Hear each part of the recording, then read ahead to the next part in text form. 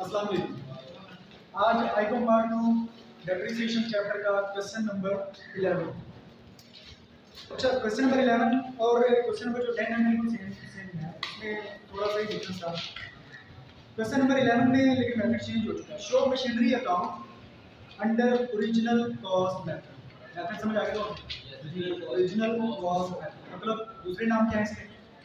बोलो, साथ साथ रिवाइज करना पड़ेगा। ओरिजिनल कॉस्ट मेथड का और क्या नाम है? रिड्यूसिंग फिक्स्ड इंस्टॉलमेंट मेथड और स्ट्रेट लाइन मेथड। याद करो यार, घर जाके वैसे ही बस्ता पहन ली तो सुबह उठा के ले आते। ओरिजिनल कॉस्ट मेथड या स्ट्रेट लाइन मेथड या फिक्स्ड इंस्टॉलमेंट मेथड, ठीक है। For 3 years from the information given below. क्या इंफॉर्मेशन है?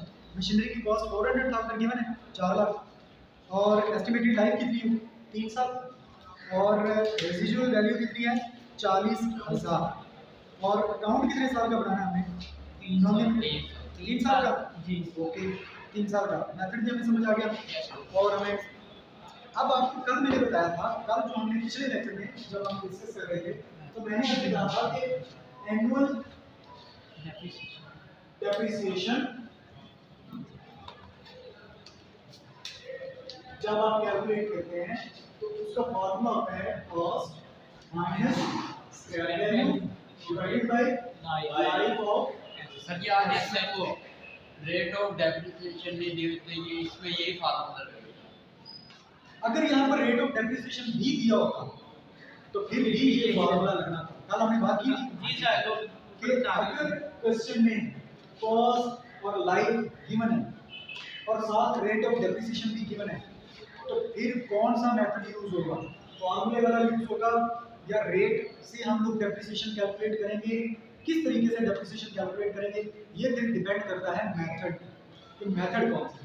अगर ओरिजिनल कॉस्ट मेथड है तो फिर हम ये फार्मूला लगाएंगे और एनुअल डेप्रिसिएशन कैलकुलेट करेंगे, और अगर मेथड दूसरा है रिड्यूसिंग बैलेंस मेथड तो फिर हम लोग रेट को यूज करेंगे, क्योंकि रिड्यूसिंग बैलेंस मेथड में सॉलिड वैल्यू को इग्नोर करके हम लोग कैलकुलेशन करते हैं, ठीक है। तो आज हम लोग डेप्रिसिएशन निकाल रहे हैं फार्मूले से। वजह क्या है? एक तो वजह ये है कि रेट नहीं गिवन, रेट तो दिया नहीं उसने। दूसरी वजह ये है कि ये मेथड कौन सा है? ओरिजिनल कॉस्ट, ठीक है। तो डेप्रिसिएशन कैलकुलेट करें।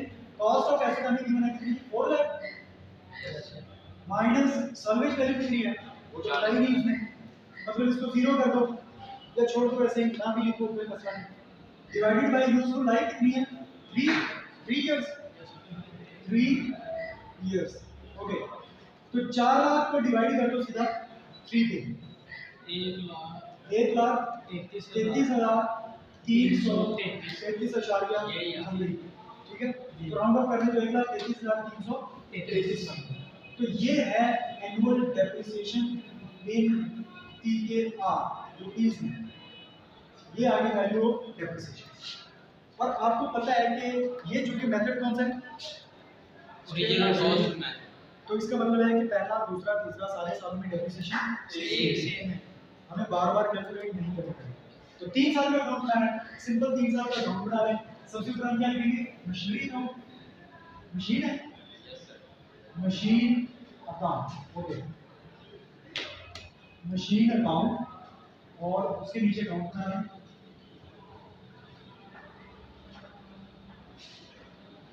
मशीन अकाउंट for 3 years, ये इसकी क्रेडिट साइड में अमाउंट और रेफरेंसेस, और ये कॉलम हो गया डेबिट।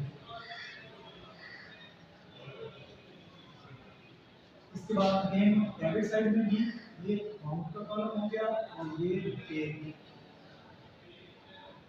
और यहाँ पर हम लोग इसको क्लोज करते हैं और ये आ गई डेबिट साइड। डियर, उसके नीचे लिखेंगे डेट, रेफरेंसेस,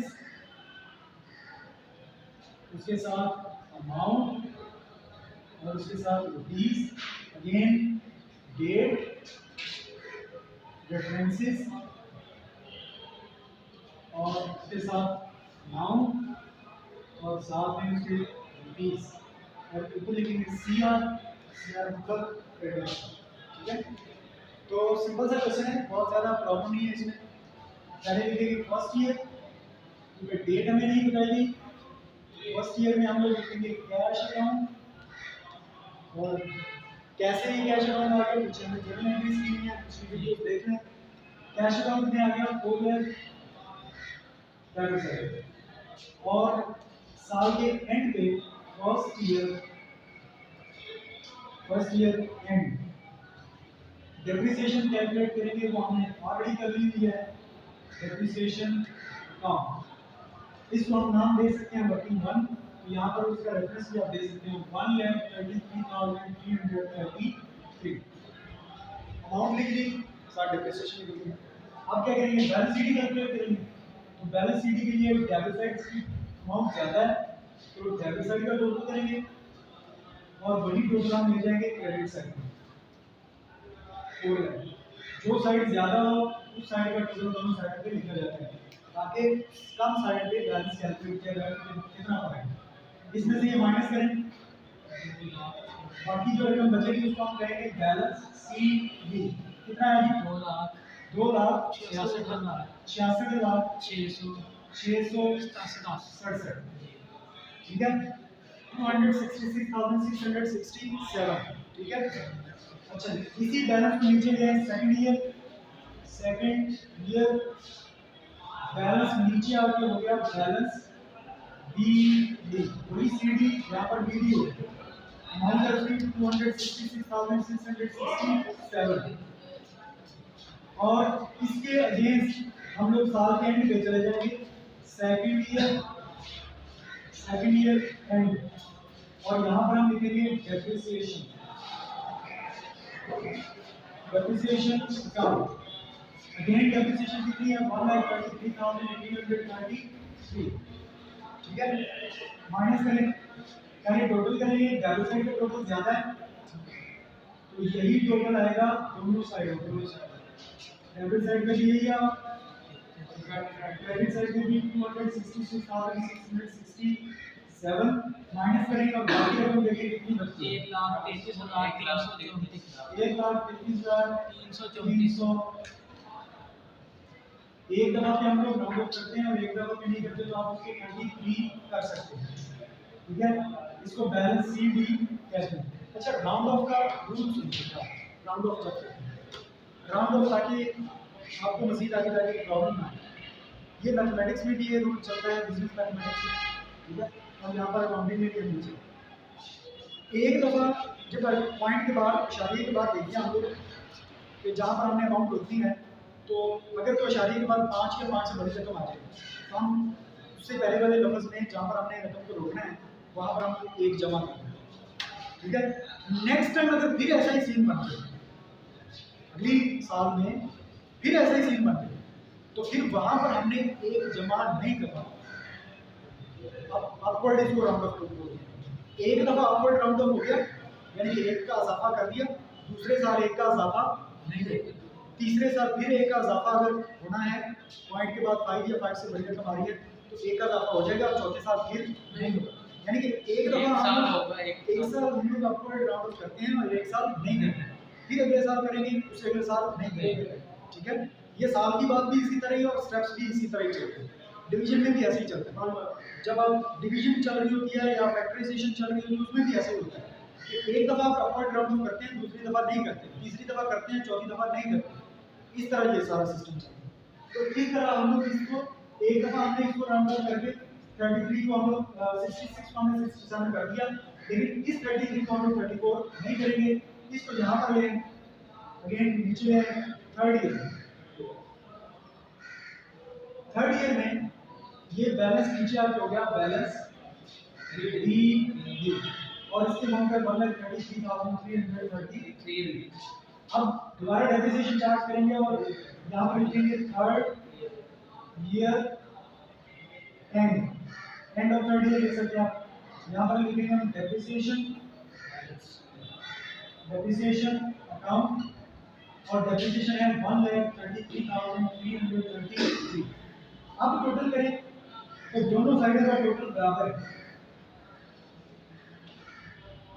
डेबिट साइड भी 1,33,333 है और क्रेडिट साइड भी 1,33,333 है। अब बैलेंस शीट ही नहीं निकलेगा। बैलेंस शीट तब नहीं पता है जब डेबिट और क्रेडिट साइड में डिफरेंस हो। ये तो डिफरेंस ही नहीं आया, ये तो बराबर आ गया। अब अगर मशीन की अकाउंट का बैलेंस शीट ही नहीं निकला, दोनों साइडें बराबर हो गई, तो इससे हम क्या इंटरप्रेट करेंगे? मशीन से हो नहीं, सेल तो हमने की नहीं, मशीन खराब हो नहीं, उसका वैल्यू खत्म हो वैल्यू जीरो हो गई है, एक्सपायर हो गई है, खत्म हो गई। ठीक है, हो सकता है मशीन चल रही हो, बिजनेस में तो चलती रही, लेकिन हम लोग उसकी जितनी डेप्रिसिएबल वैल्यू थी, जितनी डेप्रिसिएशन हो सकती थी, वो हमने सारी कर दी। उसने वैसे क्वेश्चन में क्या बताया, लाइफ कितनी पाई? 3 साल की लाइफ का क्या मतलब? 3 साल तो 3 साल के बाद एसेट की वैल्यू खत्म हो जाए उसकी तो ये कितने साल का काम है? 3 साल का। तो 3 साल बाद उन्होंने भी तो नहीं, ठीक है, लाइफ ही टोटल इतनी थी। अगर वो कहता है कि लाइफ की 3 साल है लेकिन अकाउंट बनाओ 2 साल, तो हम लोग यही कर देते हैं इसको। तो फिर उसकी कुछ ना कुछ वैल्यू बचेगी। अगर उसकी लाइफ होती 5 साल, तो हम लोग अकाउंट बनाते 3 साल तक, तो फिर भी यहाँ पर कुछ ना कुछ बैलेंस बचना था। जहाँ तक लाइफ होती है, वहाँ लाइफ के एंड में जाके वो एसेट जो है उसका बैलेंस शीट जो है वो मेल होता है। लेकिन ऐसा स्ट्रेट लाइन मेथड में होता है, अगर वो डिमिनिशिंग बैलेंस मेथड चल रहा हो तो वो पॉइंट्स में चला जाएगा, 0 0 शायद वो नीचे नीचे चलती जाएगी, कम होती जाएगी, कम होती जाएगी, लेकिन उसका लाइफ से नहीं हो सकता है आगे नहीं होगा। ठीक है, तो मैं ये एक कॉम्प्लेक्स बात है, इसको हम लोग अभी छेड़ रहे हैं। तो ये समझ आ गया कैसे करते हैं? बेसिकली सिंपल क्वेश्चन था, इसमें मुश्किल बात आई नहीं। ठीक है, तो नेक्स्ट टाइम हम लोग नेक्स्ट वीडियो में हम लोग इंशाल्लाह क्वेश्चन नंबर जो इसका 11 12 आगे जितने भी हैं तो ठीक है, आज भी मैं काफ़ी